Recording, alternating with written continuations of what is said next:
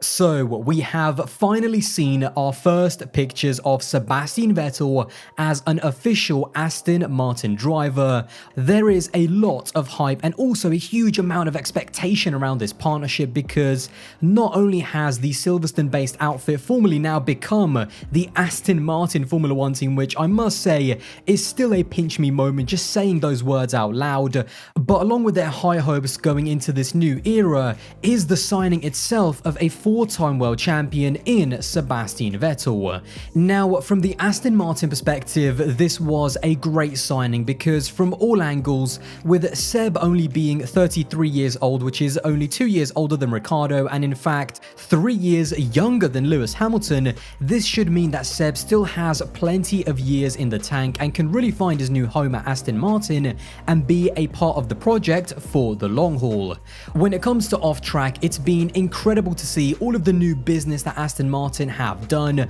ahead of the 2021 season, from signing a title sponsor in Condenser to signing lots of smaller but equally important brand deals to go with that. Personally, it makes me extremely happy to see that the team is in a much better position financially, given that it was only 3 years ago that the team went into administration due to financial issues, and as an F1 fan, not only was that worrying to see, but it was also, I'm sure, worrying for lots of the people working at the team in terms of whether or not they would still have jobs or not. But thanks to the financial muscle and the ambition of Lawrence Stroll, he's not only saved a struggling team, but turned them around and injected a huge amount of excitement for F1 and Aston Martin fans going into the future by bringing back an iconic brand back to the Formula One racetrack. So, from the team's and fans' perspective, this is a win-win, and it's now down to the team itself to build a competitive car that can challenge for regular podiums and maybe in the near future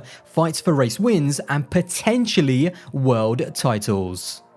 But now we get to the prospect of Seb at Aston Martin in 2021, easily one of the most fascinating things going into this season. The levels of excitement and anticipation are equally matched, I'm sure, by the levels of pressure and skepticism that Seb will be under after how his time at Ferrari ended. In terms of the Seb Ferrari drama, I don't want to go too much into it, and I don't want to go into the specifics again because, to make a long story short, mistakes were clearly made by both sides, from the poor management, lack of support, and just generally a bad environment at Ferrari, to Seb himself underperforming and losing his way when paired up against a younger teammate. The snapshot going into 2021 is that Seb is coming into the season under a cloud after how things ended at Ferrari. And whilst there will be a lot of pressure released from his shoulders, he's now going to have to deal with a different type of pressure, in the sense that how 2021 pans out at Aston Martin, and more specifically against Lance Stroll, will be legacy defining in terms of how we will think of Seb compared to other world champions when it's all said and done. 2021 will be a chance for Seb to hit the reset button and find a new motivation, which he seemed to be lacking at the end of his time at Ferrari. And this isn't something new to Seb, this is very similar to what he went through at Ferrari in 2015 after leaving Red Bull. And despite Lance being the driver that's more familiar with the team, Seb is the center of attention at Aston Martin as the big new signing, and I genuinely believe that this will give Seb a big confidence boost, even if he himself probably would not like to admit it. All drivers, and especially the great ones, and you just cannot run away from this, they all have a massive ego that comes from their massive hunger to win, and Seb is no different. Being the #1 driver at Aston Martin, and relatively speaking being the center of attention, will give Seb that confidence boost that he needs, which will hopefully translate into more confidence on the track.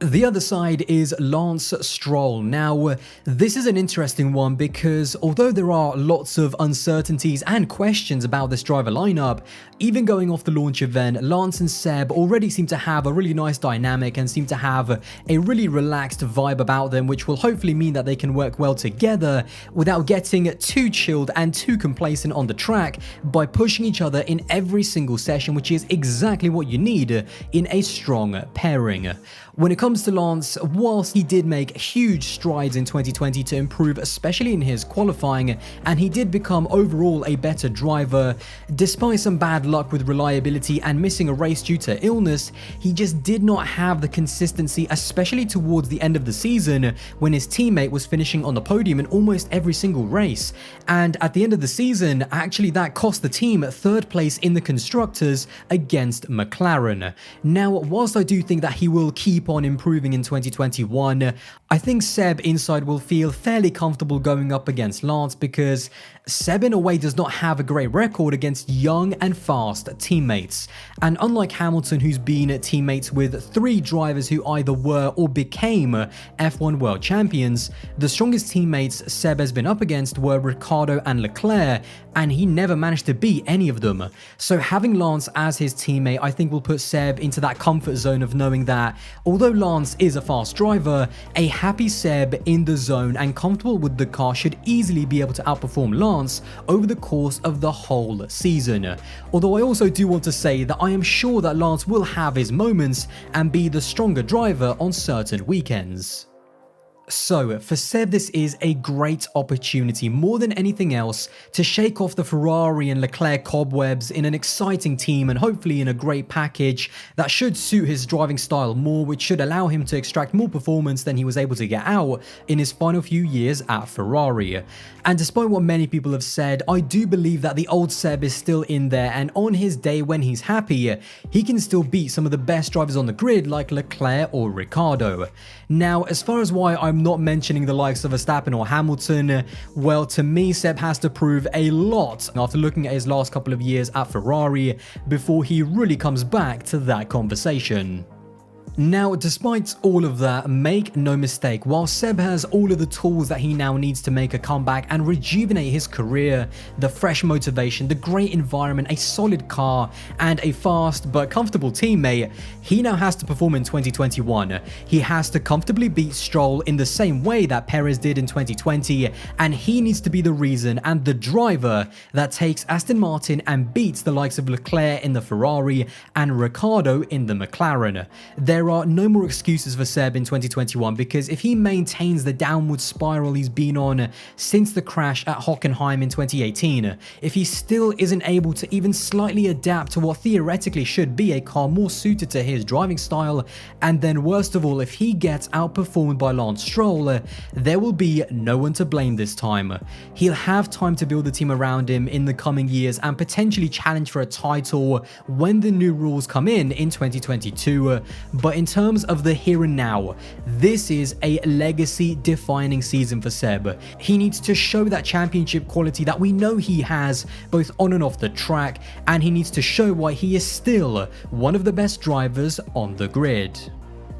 Now, the thing that some people might be wondering is, why does any of this matter? What does his F1 legacy have to do with anything? I mean, at the end of the day, he is a 4-time world champion, and that's the only thing that should matter. And sure, on one hand, if the stats are all you care about, and if the only thing you can ever say in the defense of Seb is that he is a 4-time world champion, and therefore he can do no wrong and the conversation is over, then fine. But to me, when I look at great drivers, and I'm talking about the best of the best, the top 10, it's not about cherry picking 4 or 5 great years, it's about your Formula 1 career and your legacy. And if Seb's career, when it's all said and done, is a great start at Toro Rosso that was quickly followed up by 4 consecutive world titles, being compared and talked about as the next Michael Schumacher, or even in some people's eyes back then, becoming one day even better than Schumacher was, to then immediately the season after that get dominated by a young teammate who had only just come into the team,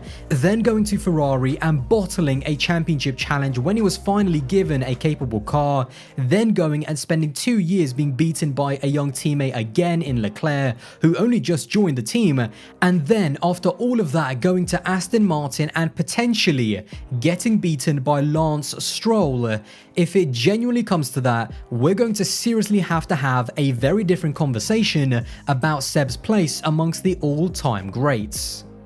And that is why his time at Aston Martin is so important. I'm not saying that he needs to go out and win a championship, but if he underdelivers again, continues to get into incidents, spins and crashes, and loses to Lance Stroll, what more excuses are people going to make? Are they going to blame Lance, Lawrence, Otmar, the team, the car? Or is it just the case that Seb isn't as good as his 4 world titles suggest, and he got lucky to capitalize on a golden period with the Adrian Newey Red Bull rocket ships when the car suited him best, but then wasn't able to come even close at any other team? Again, I'm not even close to that conversation yet because I do believe that Vettel was and still is an all-time great driver that can find his way back. But I would be lying if I said that even as a huge Seb fan, that those thoughts were not going on in the back of my mind.